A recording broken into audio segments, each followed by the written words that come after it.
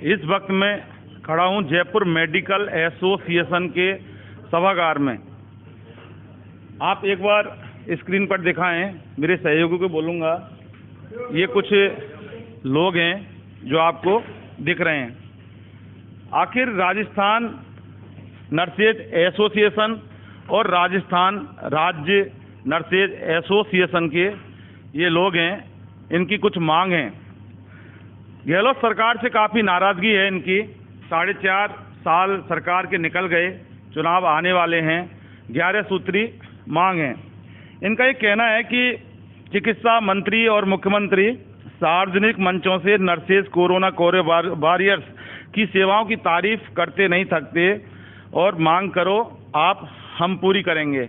लेकिन उसके बाद भी 4.5 साल निकल जाने के बाद भी इनकी कोई मांग पूरी नहीं की। इसका मतलब साफ है कि चिकित्सा मंत्री राजस्थान और मुख्यमंत्री अशोक गहलोत मात्र दिखावे के अपने भाषण देते हैं और सारे जो इनके वादे होते हैं हवाई होते हैं, बाकी धरातल पर कोई भी लागू नहीं करते हैं। सिर्फ अपना चुनावी एजेंडा होता है, घोषणा पत्रों में दावे किए जाते हैं। आम जनता के साथ सरकारें कुठाराघात करती हैं, गहलोत सरकार हो, बीजेपी की सरकार हो, सरकार कोई भी हो। 11 सूत्री मांगे और 1 जुलाई से विरोध करेंगे, प्रदर्शन करेंगे और संघर्ष करेंगे।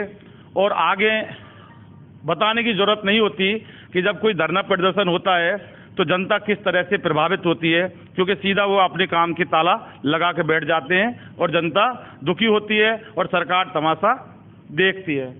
तो आप ये देखें, ये सारे लोग हैं।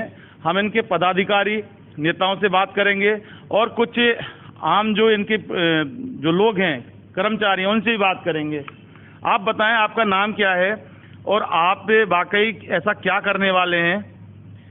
भूदेव धाकड़, राजस्थान संघर्ष समिति संयोजक। आज जयपुर जिला हमारे कार्यकर्ताओं की जेएमए हॉल में मीटिंग रखी। उसमें तय किया गया है कि अगर सरकार समय रहते हमारी 11 सूत्रीय मांगों पर कोई सकारात्मक रुख नहीं करती है तो 1 जुलाई को राजस्थान के सबसे बड़े चिकित्सालय सवाई मानसिंह चिकित्सालय में 2 घंटे गेट मीटिंग कर प्रदर्शन किया जाएगा और आगे की रणनीति तय की जाएगी, जिसमें धरना प्रदर्शन और अगर आवश्यकता हुई सरकार ने हमें कुछ नहीं दिया तो हम हड़ताल जैसे कदम उठाने पर मजबूर होंगे, जिसकी जिम्मेदारी राजस्थान सरकार और प्रशासनिक जिम्मेदारी होगी। सीधा कहें कि आप काम ठप करोगे? हम नहीं चाहते कि मरीजों को हमारी वजह से किसी प्रकार का कोई असुविधा हो, लेकिन अगर सरकार हमें मजबूर कर रही है इस समय, क्योंकि 4.5 साल से सरकार ने हमको हमारी मांगों पर कोई भी सकारात्मक रुख नहीं अपनाया है, इसलिए मजबूरन हम अभी भी सरकार से अनुरोध करते हैं कि हमारी समय रहते मांगों पर ध्यान दिया जाए और उनको पूरा किया जाए। गैर वित्तीय और वित्तीय दोनों मांगे हैं, जिसमें हमारी वेतन विसंगति, कैडर रिव्यू और अन्य कई मांगे हैं 11 सूत्री। उन पर अगर सकारात्मक रुख अपनाते हुए पूरा नहीं किया गया तो हम आंदोलन के लिए मजबूर होंगे, जिसके लिए सरकार जिम्मेदार होगी। देखिए, बाकी कोई नहीं चाहता कि अपनी जनता परेशान हो, क्योंकि राजस्थान की जनता और ये जनता आपस में सब भाई हैं और सारे एक ही लोग हैं।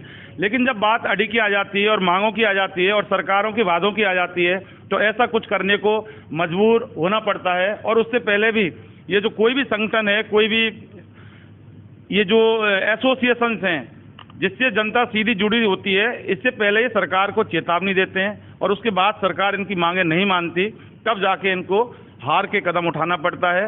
एएनएम एलएचबी संघर्ष समिति की अध्यक्ष अनीता मेरा हमारे साथ हैं। हमने इनको वाकई काफ़ी कवर किया था, इनका भी आंदोलन चला था शहीद स्मारक पर। अच्छा, ये बताओ 11 सूत्री मांगे आपकी क्या हैं? हमारी 11 सूत्री मांगे पे ग्रेड 3600 और पदनाम परिवर्तन और पदोन्नति की बहुत सारी मांगे थी और अन्य भी बहुत सारी मांगे थी। नहीं, वो तो कर दी थी ना सरकार ने। अभी बस हमें मीठी गोली दी है और कुछ भी नहीं किया है। और हमारे आज जो ये संघर्ष समिति बनी है, हमारी पूरी लीडरों की एक साथ सारे लीडर एक छत के नीचे आए। हम इसलिए आना पड़ा है हमें, क्योंकि हम ये इनसे अलग नहीं है, लेकिन हमारी बातें नहीं मानी गई, तो हम तो इन्हीं के साथ हैं और आगे इस आंदोलन को जारी रखेंगे और सारे सभी सीनियर भाइयों के साथ में हम इस लड़ाई को लड़ेंगे और सारी ANM-LHB बहनें इनके साथ ही आएंगी, क्योंकि हमारी अभी ANM-LHB बहनों की अभी कोई भी बात मांगी नहीं गई है। 20 जून का एक वायदा किया था सरकार ने आपसे, क्या रहा 20 जून को? 20 जून को कुछ भी नहीं रहा, किसी भी चीज का एक लेटर तक नहीं निकला है अभी तक। तो हमने पहले ही कह दिया था सरकार को कि 20 जून के बाद में हम आगे की जो रणनीति है वो बनाएंगे और आगे हम उनको बताएंगे कि हमें आगे और क्या करना है। तो हमने आज रणनीति बन गई है हमारी, जो राजस्थान राज्य ये संघर्ष समिति का जो गठन हुआ है, जिसमें सारे पदाधिकारी अलग अलग यूनियन से जो बने हुए हैं, उसमें राजस्थान राज्य नर्सेज एसोसिएशन से मैं प्रदेश मंत्री हूँ और इस सब में सारी यूनियन की जितनी भी लीडर है हमारी, चाहे ANM-LHB की और भी कोई लीडर होंगे, उनको भी हम सब साथ में लेंगे और सारे नर्सेज हम एक छत के नीचे एक साथ सभी जितनी भी हमारी वित्तीय मांगे हैं और सब वर्ग की, वो हम सब उन मांगों के लिए लड़ाई लड़ेंगे। तो अनीता मेहरा, एक बात बताइए, जब आपका आंदोलन चला था उसके बाद आंदोलन आपका हटा था, उसके बाद ये अलग अलग बातें सामने आई थी, काफ़ी विरोध हुआ था इस चीज़ को लेकर, तो अब आपकी नेता कमला, बिमला, मीना, सीमा ये कहाँ हैं और ये आखिर क्या कर रही हैं? क्योंकि हजारों जो ANM-LHB उनके एक आह्वान पर पूरे राजस्थान की इकट्ठी हुई थी, और क्या वाकई उनके साथ ये धोखा हुआ, बताएं आप। हाँ, धोखा हुआ है, क्योंकि जब हमारा जो हमारा संघर्ष था, जैसे धीरे धीरे चल रहा था, जैसे जैसे जोर पकड़ा हमारे संघर्ष ने और हमारी मांगे मानने के लिए सरकार राजी होती, उससे पहले ही कमला मीना ने जाके और अब खुद को सरेंडर कर दिया और है ना सभी बहनों के साथ में धोखा किया। वो जो धोखा किया, कोई भी बहनें उस धोखे से बहुत आहत है और उनको इतना दुख हो रहा है कि 24 दिन की हड़ताल के बाद भी उनको एक भी चीज पे सहमति नहीं मिली है। तो सभी बहनों ने उस कमला मीना का त्याग कर दिया है और उन्होंने कहा जो लीडर हमारी नेता जो हमारे लिए आगे बढ़कर बात करेगी, जो ANM-LHB की मांगों को रखेगी, हम उसके साथ है। तो अनीता मेहरा के सब सारी बहनें सब साथ है, उन्होंने मुझे आगे किया है और मैं उनकी जो भी मांगे हैं उनको और आगे लूंगी और मैं पीछे नहीं हटूंगी, चाहे उसके लिए कुछ भी करना पड़े। चलिए, दूसरी बात है कि अनीता मेहरा के साथ सब हैं, ये बाद में सामने आएगा, लेकिन वाकई ANM-LHB आंदोलन की जो गुनाहगार है वो कमला मीना है। उसने वाकई बहुत कुठाराघात किया ANM-LHB में, खुद जितेंद्र शर्मा, क्योंकि मैंने ग्राउंड रिपोर्ट कवर किया था, काफ़ी सारी ANM-LHB इनके साथ खड़ी थी, लेकिन एक मात्र फोटो खिंचवाना, मुख्यमंत्री के साथ फोटो खिंचवाने के चक्कर में ये सारा जो धरना है उसने खत्म कर दिया। जबकि प्रेमलता मीना जो एक दूसरे संगठन की प्रदेश अध्यक्ष हैं, उन्होंने भी पहले फोटो खिंचवा चुकी, लेकिन ऐसा कुछ नहीं था, कुठाराघात हुआ, ये वाकई हम भी काफ़ी दिखा चुके, इस बारे में हम बाद में बात करेंगे। अच्छा, आप बताएं, आपका पहले तो नाम बता देना। अच्छा, दूसरी बात ये है कि अगर सरकार नहीं मानेगी, मान लो एक बार मान के चलते हैं कि सरकार नहीं मानेगी, क्या करोगे आप? मैं पुरुषोत्तम कुंभज, प्रदेश अध्यक्ष the nursing teachers association of India Rajasthan.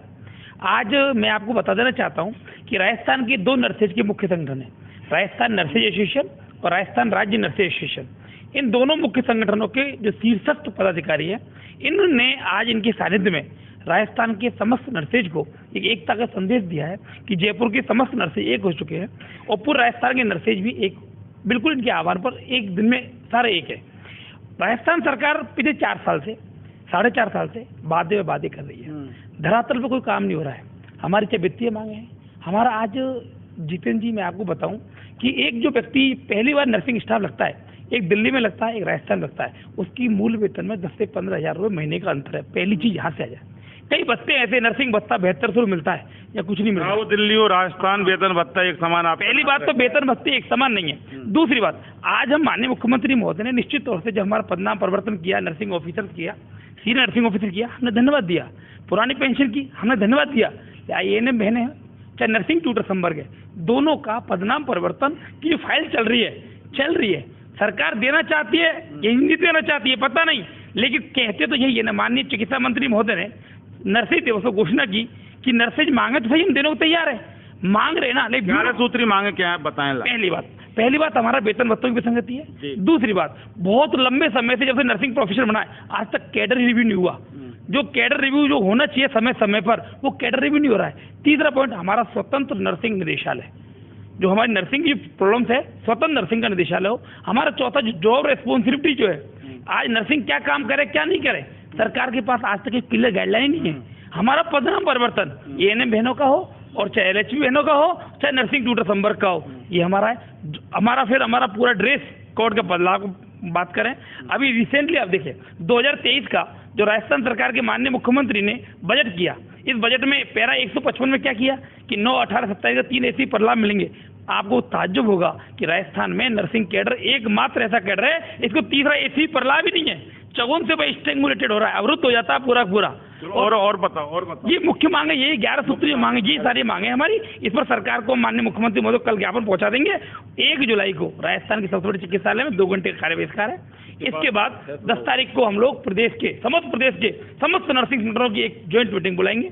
Joint meeting बुलाकर सरकार से आर और पार की लड़ाई होगी।